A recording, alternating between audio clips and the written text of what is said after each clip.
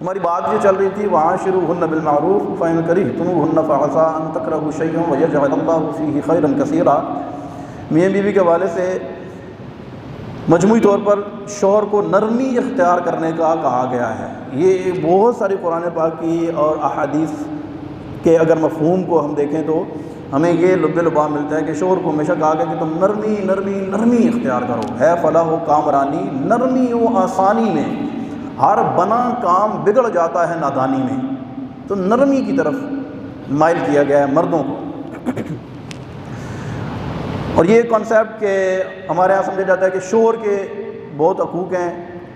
اس میں کوئی شک کی بات نہیں ہے، انشاءاللہ ہم اس کو بھی ذکر کریں گے۔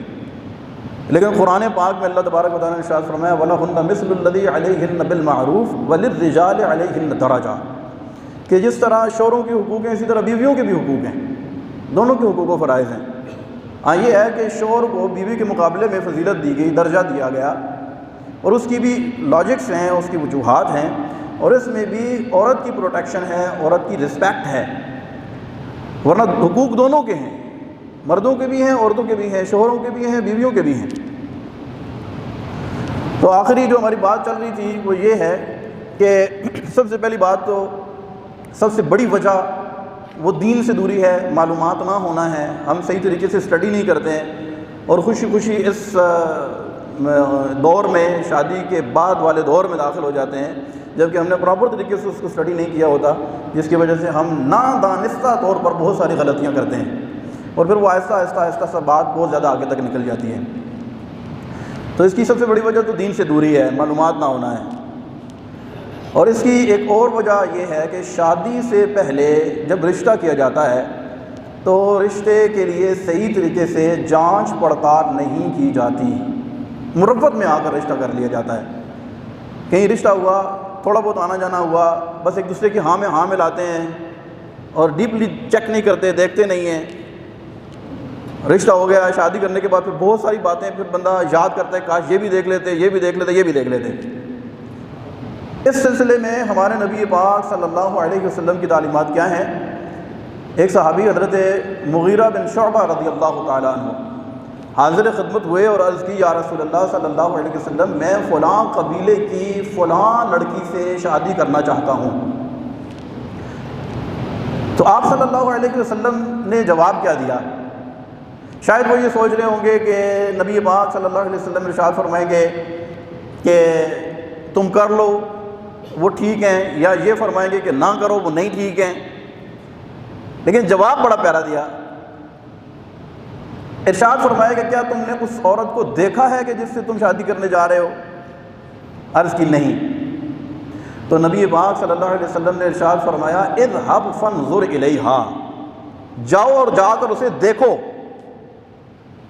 کہ جب تم اسے جا کر دیکھو گے تسلی کرو گے ہر طرح سے، اس کے گھر بار کو تم نے نہیں دیکھا، تم نے جس کے ساتھ تم ساری زندگی گزارنے جا رہے ہو اس کو تم نے نہیں دیکھا، تو پھر جو ہے تم شادی کے بعد پھر جب ایک دم تمہارے سامنے ساری چیزیں آئیں گی تو تم کیسے سروائیو کر سکو گے؟ خیر وہ اپنے خاندان والوں کو، گھر والوں کو لے کر ان کے گھر گئے اور جا کر رشتہ لے کر گئے اور کہا کہ میں جو ہے اس لڑکی کو دیکھنا چاہتا ہوں جس سے میرا نکاح ہوگا۔ اب اس معاشرے کے اندر یہ بڑی عجیب بات تھی۔ اب والدین خاموش ہو گئے، انہوں نے جب کہا کہ مجھے نبی پاک صلی اللہ علیہ وسلم نے خود ارشاد فرمایا ہے کہ جا کر اس کو دیکھو، تو وہ بی بی جس کے نکاح کی بات ہو رہی تھی وہ پردے میں تھی، جب اس نے یہ بات سنی کہ رسول اللہ صلی اللہ علیہ وسلم کی طرف سے یہ حکم آیا ہے تو فرمایا کہ اب دنیا کی کوئی طاقت مجھے اس کے دیکھنے سے نہیں روک سکتی۔ تو اس روایت سے ہمیں یہ پتہ چلا کہ جب رشتہ کرنے جائیں تو اچھے طریقے سے جانچ پڑتال کر لیں۔ اچھا، اس دیکھنے سے مراد ایک نظر دیکھنا ہی ہے، ٹھیک ہے، یہ نہیں ہے کہ نکاح نہیں ہوا اور ابھی ادھر ادھر گھوم پھر بھی رہے ہیں، سیر سپاٹے بھی کر رہے ہیں، تو یہ ہرگز جائز نہیں ہے، ٹھیک ہے۔ لیکن اس حدیث کے تناظر میں ہم یہ سمجھ سکتے ہیں کہ کم از کم جہاں پر رشتہ کرنے جا رہے ہیں اس کو بڑے اچھے طریقے سے دیکھیں۔ اس دیکھنے کے حوالے سے مختلف مثالیں ہیں، جیسے میں آپ کو ایک مثال دیتا ہوں کہ اگر آپ رشتہ کرنے کے لیے گئے ہیں، آپ نے دیکھا ہے کہ جس لڑکی کے ساتھ ہم اپنے بیٹے کا رشتہ کرنے جا رہے ہیں اس لڑکی کے گھر میں روٹین کیا ہے یا ان کا سٹیٹس کیا ہے۔ مثال کے طور پر ان کے گھر میں باورچی ہے اور وہ کھانا بناتا ہے، اور یہ لڑکی شروع سے پکا پکایا کھانا کھانے کی عادی ہے، ٹھیک ہے۔ جبکہ ہم جو رشتہ کرنے جا رہے ہیں ہمارے گھر میں یہ روٹین نہیں ہے، ہمارے گھر میں تو عورتیں کھانا بناتی ہیں، خود بھی کھاتی ہیں، دوسروں کو کھلاتی ہیں۔ اب بظاہر یہ چھوٹی سی بات لگتی ہے، ہم کہتے ہیں کوئی بات نہیں، کر لے گی، گزارا کر لے گی، اور آہستہ آہستہ ہم بڑے پیار محبت سے کریں گے سارے نظام۔ لیکن یاد رکھیں کہ ہماری شریعت کا حکم یہ ہے کہ اگر بیوی یعنی وہ لڑکی جس سے رشتہ کرنے جا رہے ہیں اس کو کھانا پکانے کا کوئی تجربہ نہیں ہے، کہ وہ شروع سے ہی پکا پکایا کھانے کا عادی ہے، تو شوہر کے لیے ضروری ہے کہ وہ شادی کے بعد اس کو پکا پکایا ہی کھلائے۔ یہ ایک میں نے آپ کو مثال ایک دی ہے۔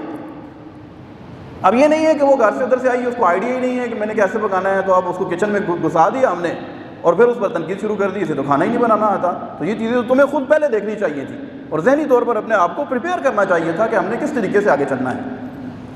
تو اسی طرح جب رشتے سے پہلے بہت ساری چیزیں اسی طرح آپ دیکھ لیں تسلی کے ساتھ کہ شادی کے بعد کن کن چیزوں کا آپ نے خیال رکھنا ہے۔